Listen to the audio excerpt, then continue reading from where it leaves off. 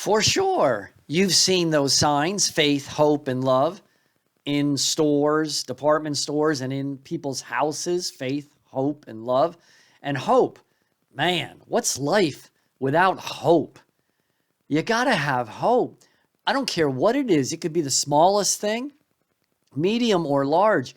You have to have some kind of hope that takes you from day to day, that gets you out of bed in the morning, right?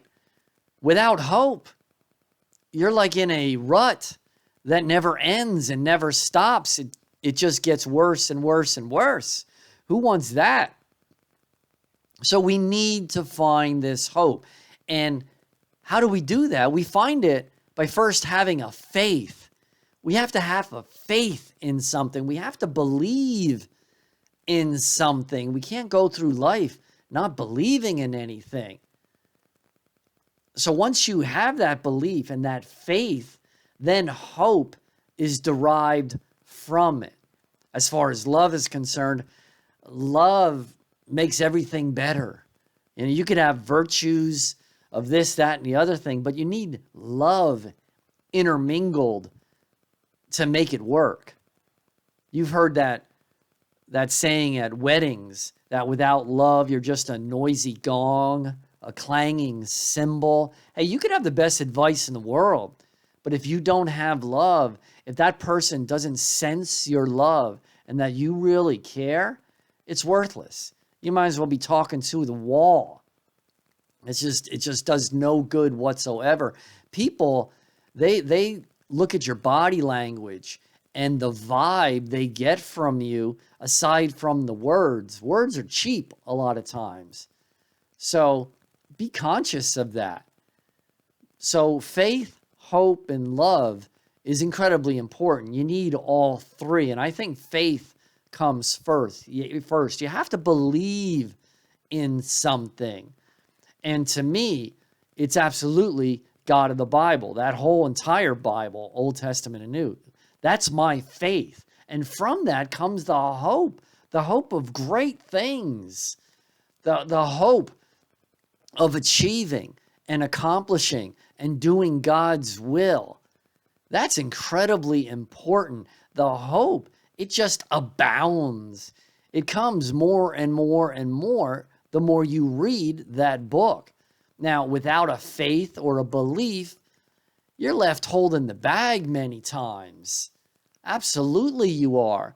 Because the hope, once again, is derived from your faith and what you believe in. And if you don't believe in anything, if you don't have faith in anything, you're in a boat in the middle of the ocean without a paddle, with a little hole that's leaking, making you sink little by little by little, more and more and more. So you don't want that. You need the hope to keep you strong and alive. And if you hope for one thing, whatever that may be, and you realize that's not going to come to fruition, it's not going to happen for you, then you simply find another hope. You find another reason to get up in the morning, something to strive for, a goal. And again, the best way to maintain a constant flow of hope is to open up that Bible. It just is. And to understand who Jesus is, what he said and what he did for all of us. That's why he came, to give us hope through the faith of Christianity. Absolutely. And the love, that love is just a given. As we know, God is love. Jesus is all about love. He did nothing but love his fellow man. And that's something we have to tap into.